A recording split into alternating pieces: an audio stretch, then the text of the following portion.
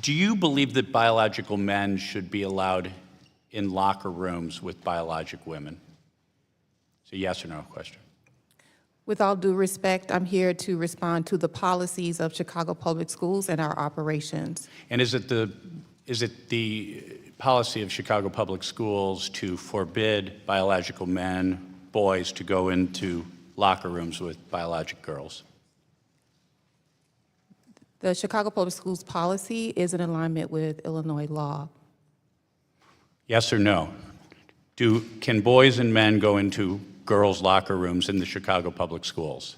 Yes or no? Any student, gender identity, I take that as a yes. Dr. Spence, yes or no? Should biological men be allowed in locker rooms with biologic women or girls?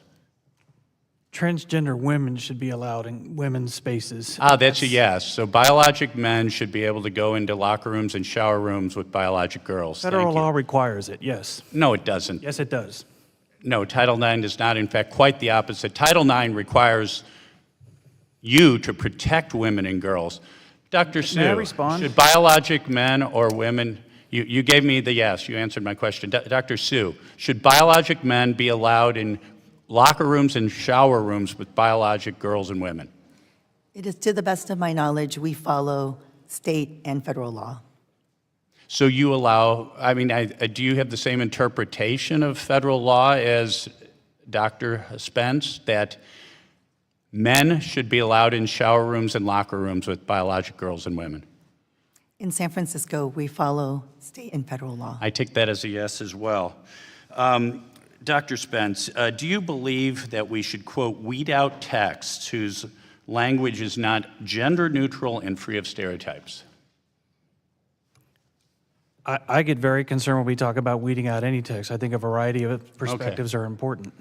Okay, because back in 2014, that sounds like censorship, right? Weeding out text. But back in 2014, when you were superintendent of Virginia Beach City Public Schools, you tweeted out a picture of the ABCs of Diversity poster.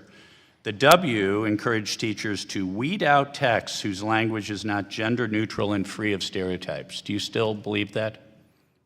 I think I responded. I think that we should have a variety of texts and a variety of perspectives available to our students to read. Do you still believe in weeding out, let's say, I don't know, To Kill a Mockingbird, Heart of Darkness, The Odyssey, The Iliad? Of course not. Cicero, okay, good.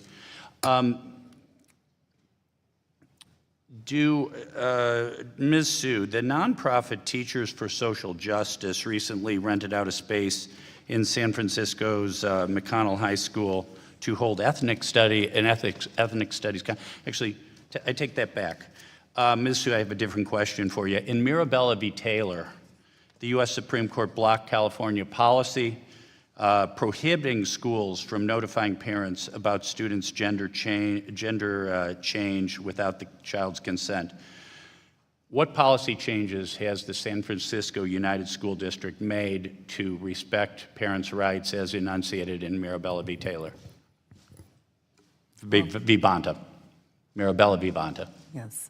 First of all, I'm not a lawyer, but what we are doing, to the best of my knowledge, at San Francisco Unified School District is adjust our practices and ensure that our teachers and educators understand the change in the law and to make sure that we adjust our practices to be in compliance. So it is your policy now that parents should be notified?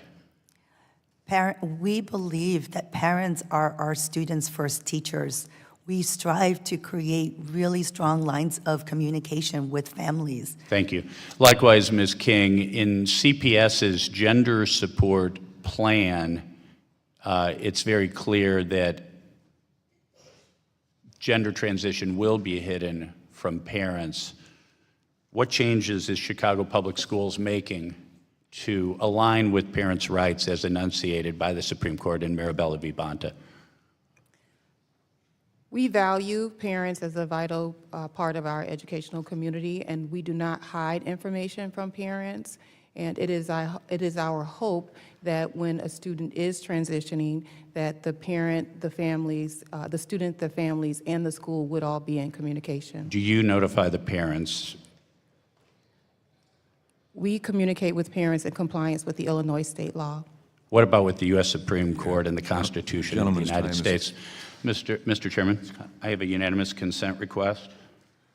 What's the request? The request is to submit a document, Chicago Public Schools Gender Support Plan for Transgender and Gender Nonconforming Students, which, at least at the time it was promulgated, would hide the gender status of children from Without objection, it will be received. A heated congressional hearing erupted when Missouri Congressman Bob Onder challenged school officials over Title IX, transgender policies, locker room access, and parental notification rights. The exchange began when Onder asked a straightforward question: whether biological males should be allowed in girls' locker rooms and shower facilities. Rather than giving direct yes or no answers, several school leaders pointed to state laws and district policies. Onder repeatedly pressed for clarity, arguing that federal Title IX protections were designed to safeguard opportunities and privacy for women and girls. One of the sharpest moments came when Onder pushed back against the claim that federal law requires transgender students to access facilities matching their gender identity. He argued that Title IX does not mandate such policies and accused school officials of avoiding direct answers. The hearing then expanded beyond locker rooms and into broader debates over education policy. Onder questioned past statements regarding diversity initiatives and educational materials, raising concerns about whether schools should remove books or texts deemed inconsistent with certain gender-related standards. School officials responded by emphasizing the importance of maintaining diverse viewpoints and educational perspectives. The discussion later shifted to parental rights. Onder cited a recent Supreme Court decision and questioned whether school districts were properly informing parents when students request changes related to gender identity at school.